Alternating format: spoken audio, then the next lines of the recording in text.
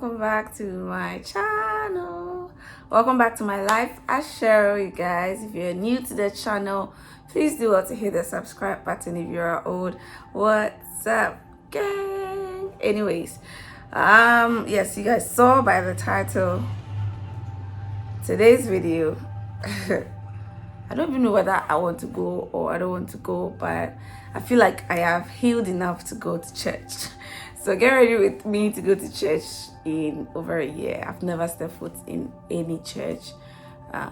It's been a little over a year. So today, I want to see how it looks like on TV. I've been doing online. Don't get me wrong. I've been doing online and my own thing, but I just want to go to church today. But I know some of you may be asking, why are you not going to church? Yes, I'll tell you the story. So a quick story time of how I got church hurt. And so I decided not to go to church, or I decided to find a new church, which I haven't been able to. So this church I'm going to is actually the church that hurt me. But yeah, I'm just going to try that place out again. And then I would move on to another church. But get ready with me to go to my old church. Junior want to not be on my I can't really see what did I miss.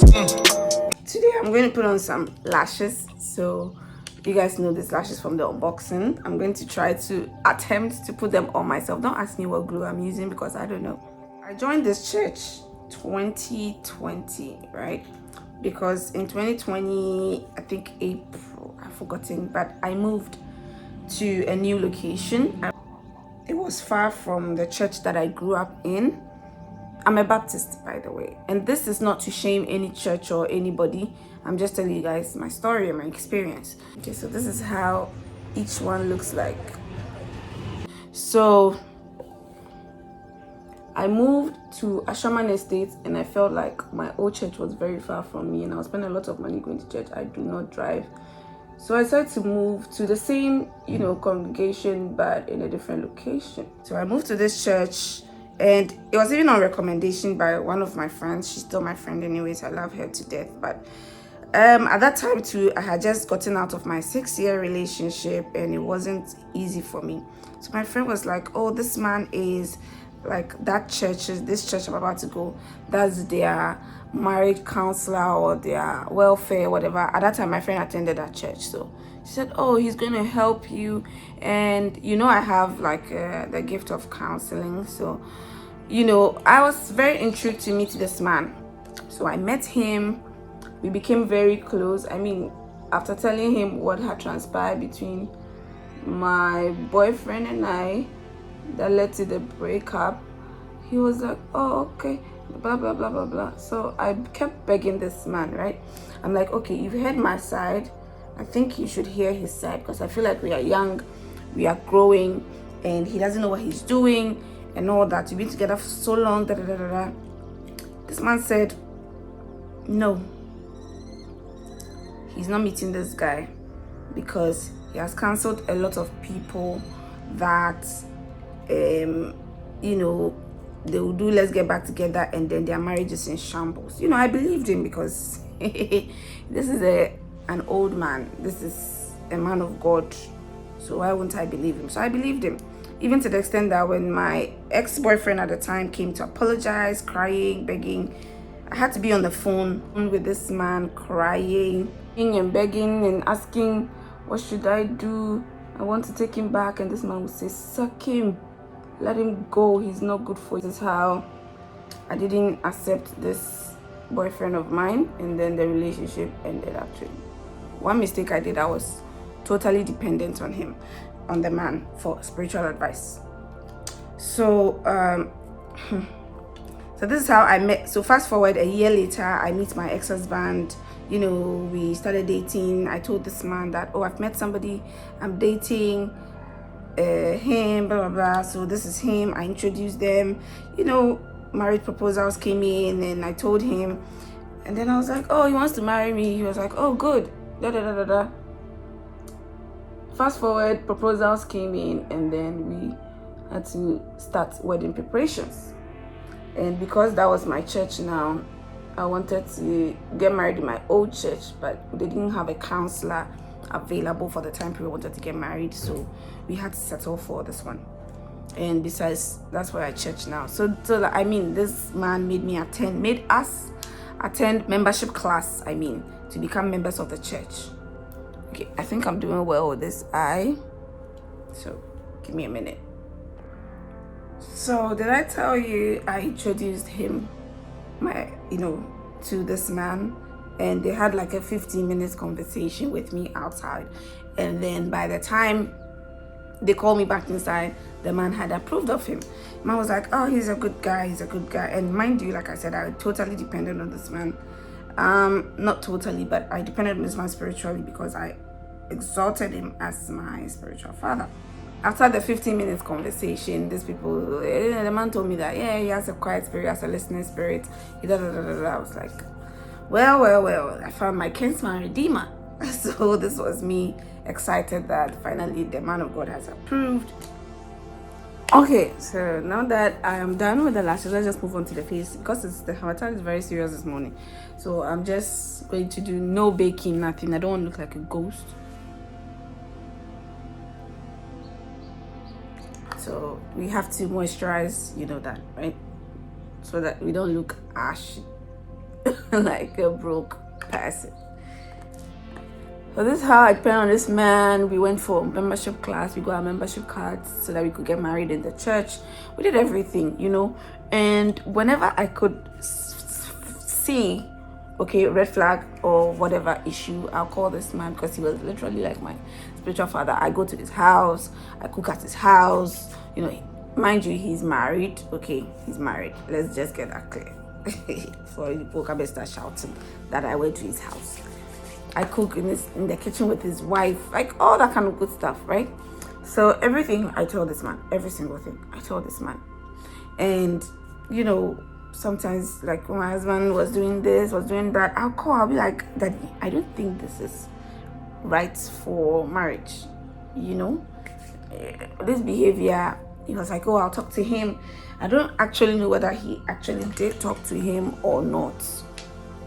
I don't know, but yeah, he said he would talk to him. I trusted that he would talk to him and all that, but I wasn't seeing any changes, but I still went ahead anyways because he had approved. In my head, he has a listening spirit. So this is how I trusted this man, and then eventually the marriage came, and even the marriage counseling, that was another red flag that I should have seen. In the marriage counseling, right? Marriage counseling is supposed to take 3 months. We went like 4 times in the 3 months. Yes, I had other legal issues that I had to deal with my family, but still, I was really looking forward to having a very fruitful marriage counseling. But however, we just skipped to the checklist. I even have the book still here. We skipped to the checklist, and I kept asking, Daddy, we have to do this marriage counseling. We have to. When are we meet? And he was busy. And in my head, I'm like, well, he's a pastor. He's supposed to be busy, that kind of thing. But I kept asking, when are we going to finish this marriage counseling and everything? And then he was like, we will do post-marital counseling for a year. So I was very, very comfortable. I was like, okay, cool. Since we are going to do post-marriage counseling, how many people get post-marriage counseling? I was excited. I thought, we are getting the right thing. Trust me, up to today that we are going to do the post-marital counseling. On God, I don't know.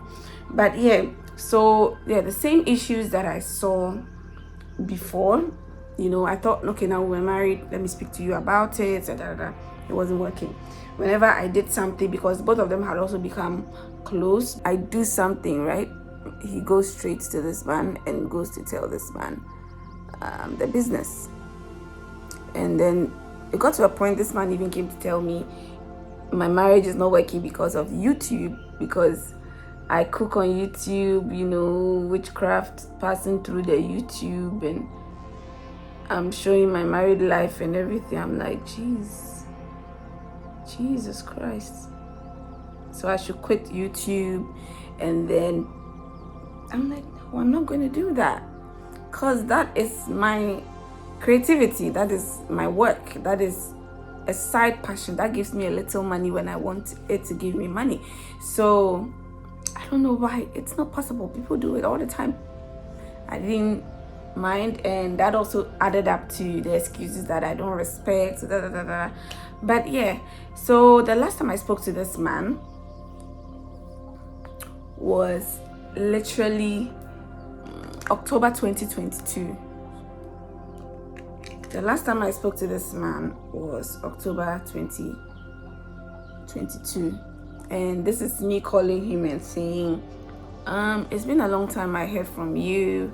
You know, at some point when the marriage was going haywire, they just abandoned us. He tried to help, by giving them, it didn't work, and they didn't even follow up because they thought, oh, they'll figure it out, and I'm like, no, we won't figure it out because we are young. We don't know what we are doing. We just entered here. You have been there for 20 years, 25 years.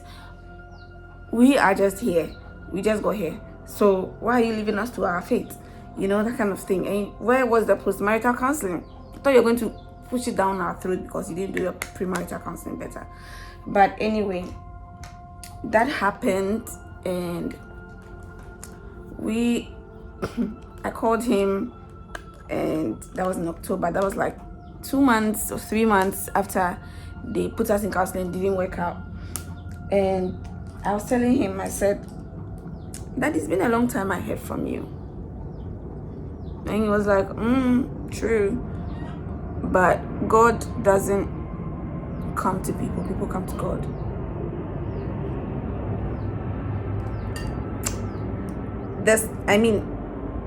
When he said that, I said, okay, wonderful. I get it. God doesn't come to us. We go to God. So me that I'm in pain, right? Me that you call your daughter. I was literally depressed and suicidal. And you want me to pick up the phone and be calling you every day? Oh, I didn't know that. So thank you so much. And that was the end. I've never heard from him. I've never spoken to him whatsoever. Yeah, so that is how I broke contact with this man. And even the head pastor of the church didn't even think of calling to find out people who got married 6 months ago and this is happening. So let's call them, let's visit them, let's nothing of the sort. So in my head, it was literally pastors from my old church, my childhood church, that I told about it, and they came all the way to come and see me and pray for me and give me some counsel and some guidance. But yeah, so I was really, really church hurt. I was like, why did I even listen to this? I've dented my history, by thinking that the perception of a man of God was the right one. But yeah, that is the end of that church hurt story. So I am very, very, very, very hurt, and I just wanted to take time to heal.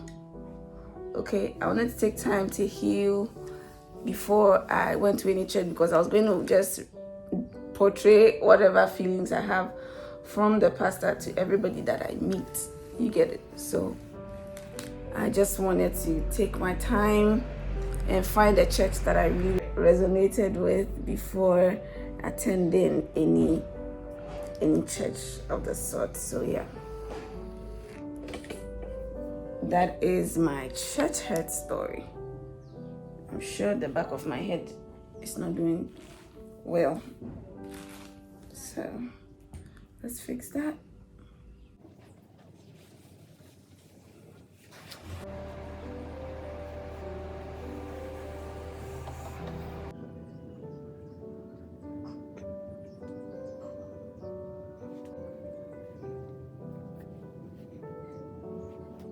I know some of you will be like, oh, is that all?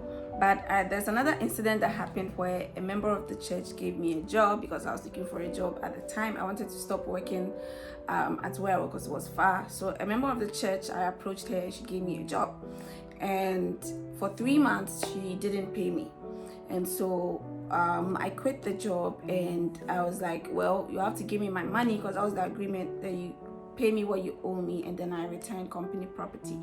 So I held on to the laptop and stuff that she gave me, laptop and phone that she gave me, and she wasn't paying. Long story short, she didn't want to pay me. She sent me very insulting messages and everything. So I went to the head pastor, the one who signed my marriage certificate, and then I told him that, oh, this lady, blah blah. And in fact, she went to the head pastor first to get the head pastor to tell me to bring the laptop and the phone. So the head pastor called and asked that I return the laptop, and I told him that I really needed the money. I've not been paid for 3 months, and I don't know where she expects me to live, on and stuff like that. And this man said, bring it, I would personally be on her to pay you.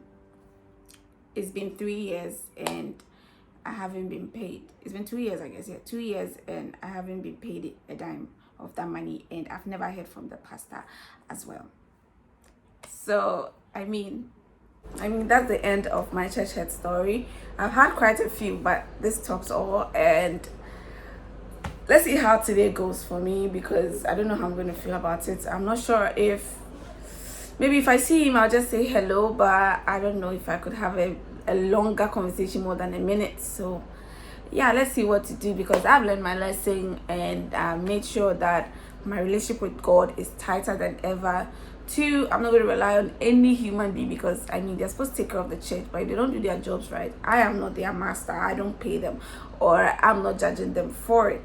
God will. And so I don't think I should be pointing fingers. But yeah, that's what happened to me, and I'm sorry to anybody who has been in this situation. Some people have gone to the extent of doing extreme things because their pastor said so, and thank God I haven't done anything of the sort. But I was really hurt that somebody that I felt like I carried you through the relationship that I was going into because of what had happened in my past, and for you to just abandon me and to tell me that I'm supposed to reach out to you and everything, I don't think is right.